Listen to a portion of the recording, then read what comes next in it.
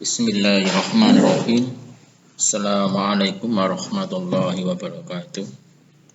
Pada pertemuan hari ini, kita akan membahas tentang materi distribusi probabilitas. Di dalam distribusi probabilitas nanti yang akan kita pelajari yaitu bagaimana nanti kita menentukan variabel acak, bagaimana kita cara membuat tabel distribusi probabilitas, dan bagaimana nanti kita cara membuat tabel fungsi probabilitas. Agar kita dapat menentukan ketiga materi yang akan kita pelajari, maka nanti kita ingatkan kembali anak-anak tentang materi yang sudah dipelajari pada kelas sebelumnya, yaitu masalah apa itu faktorial, bagaimana cara menghitung notasi permutasi, bagaimana cara menghitung kombinasi, dan apa itu peluang. Untuk materi yang sebelumnya tentang faktorial, apa itu faktorial? Faktorial disimbolkan dengan n tanda seru, dibaca dengan n faktorial, adalah perkalian bilangan asli sampai n. Jadi kalau 2 faktorial berarti 1 kali 2. Kalau 3 faktorial berarti 1 kali 2 kali 3. Atau kita balik menjadi 3 kali 2 kali 1. Sebagai contoh, 5 faktorial maka sama dengan 5 kali 4 kali 3 kali 2 kali 1. Tanda perkalian bisa ganti dengan titik. Contohnya 3 faktorial menjadi 3.2.1. Untuk hasilnya sama dengan 6. Dan untuk permutasi, notasi atau simbolnya adalah NPR. Nanti untuk R-nya itu sama dengan R atau lebih kecil daripada N, R-nya itu. N sama dengan R atau R-nya lebih kecil dari N. R-nya tidak boleh lebih dari N. Untuk N permutasi R atau NPR sama dengan N faktorial dibagi dengan N dikurangi R faktorial. Contohnya ini, 5P3 maka sama dengan 5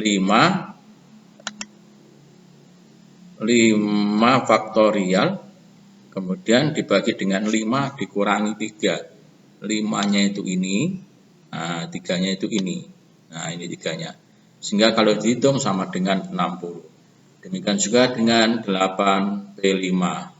8 permutasi 5, maka 8-nya ini, 8-nya kita taruh di atasnya.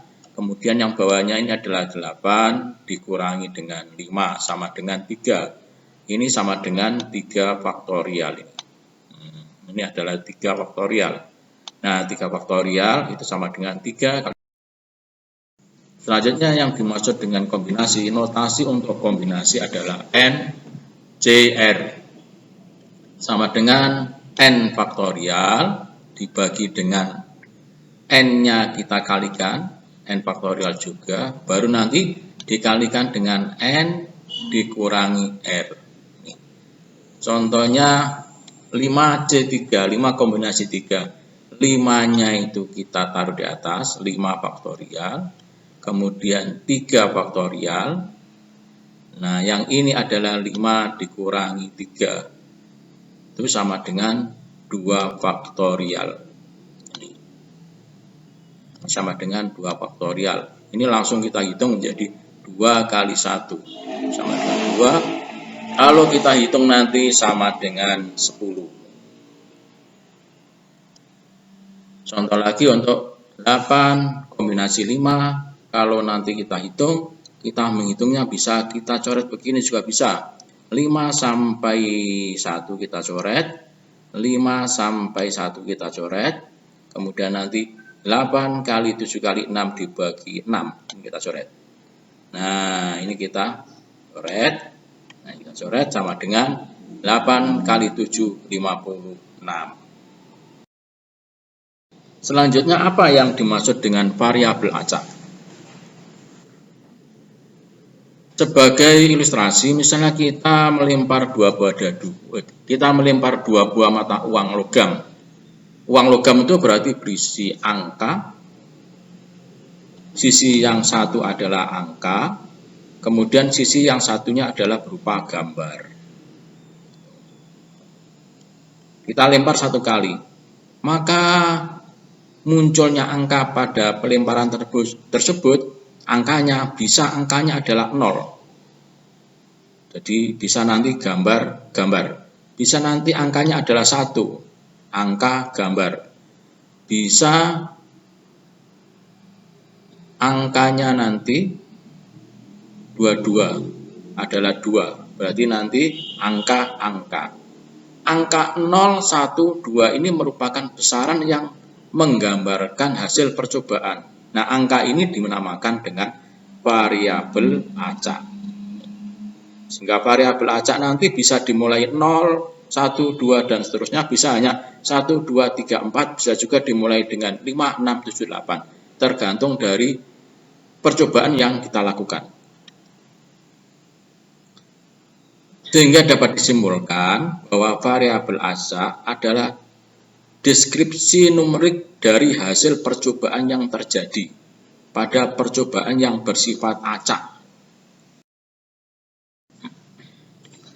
Selanjutnya nanti untuk variabel acak nanti dibagi menjadi 2. Yang pertama adalah variabel acak diskrit.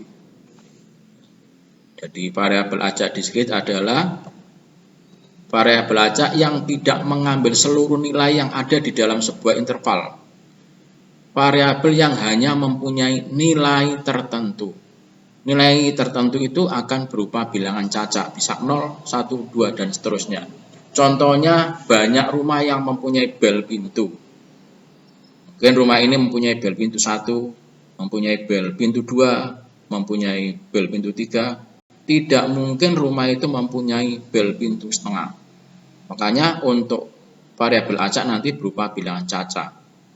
Demikian juga untuk banyaknya orang yang terpapar COVID. Tidak mungkin nanti sebanyak 1,5, tidak mungkin. Sebanyak 100, 200, dan seterusnya. Kemudian yang kedua adalah variabel acak kontinu. Adalah variabel acak yang mengambil seluruh nilai yang ada di dalam interval. Contohnya tinggi pria antara 50 sampai 190. Bisa nanti tinggi prianya adalah 50,6, 50,8, dan seterusnya. Jadi bisa bilangan pecahan, bisa bilangan desimal. Untuk distribusi probabilitas, nah untuk sembarang variabel acak nanti ada distribusi probabilitas dan fungsi probabilitas yang terkait dengannya. Sebagai contoh, ketika kita melempar 3 keping koin, di dalam koin itu ada angka dan gambar, maka variabel acak yang muncul misalnya sisi gambar, maka bisa juga 0. 0 berarti tidak ada gambarnya, dua-duanya angka. Bisa satu gambar. Satu gambar berarti yang satu angka, yang satu gambar. Dua-duanya gambar. Keduanya gambar. Berarti satu angka, 2 gambar, A, G, G. Dan bisa juga ketiga-tiganya adalah gambar. Nah, angka-angka ini, angka 0, 1, 2, 3 ini dinamakan dengan variabel acak.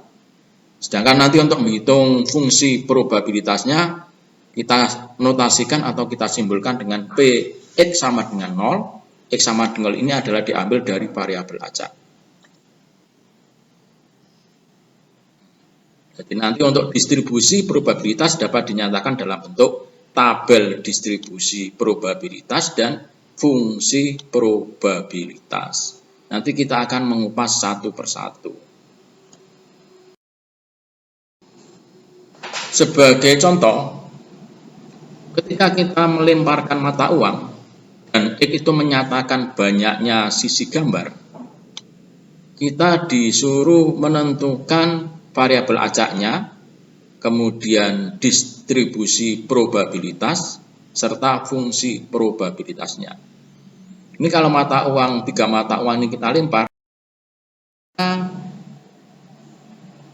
peristiwa yang terjadi adalah 3 mata uang, mungkin yang kita dapat adalah angka. Bisa juga nanti angka gambar, bisa juga angka, gambar, angka, dan seterusnya sampai ke tiga-tiganya gambar. Sehingga kalau kita hitung banyaknya sisi gambar yang muncul, yang ini angkanya 0, yang ini angkanya, ini gambarnya 0, yang ini gambarnya hanya 1, gambarnya hanya 1, gambarnya 2, dan seterusnya sampai terakhir ketiga-tiganya adalah berupa gambar. Nah, angka-angka yang ini, yang kita lingkari ini adalah merupakan variabel acak, mulai dari angka 0, 1, 2, dan 3. Nah, untuk membuat fungsi probabilitasnya, angka 0 ini hanya 1 saja, yaitu ini. Sehingga 1/8, 8-nya diambil dari sini, 1, 2, 3, 4, 5, 6, 7, 8. Peristiwa yang mungkin terjadi 8, sehingga 1/8.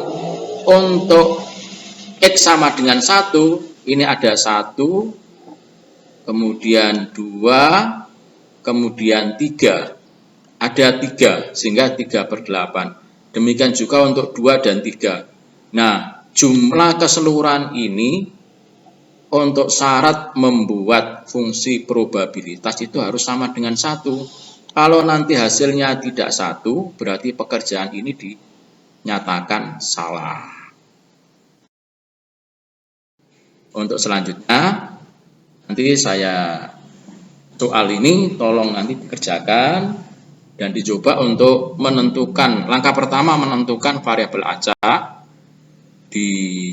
kira-kira atau ditentukan variabel acaknya, baru nanti kita membuat tabel distribusi, atau dibalik, kita buat tabel distribusinya dulu, kita tentukan variabel acak, baru kita tentukan fungsi probabilitasnya.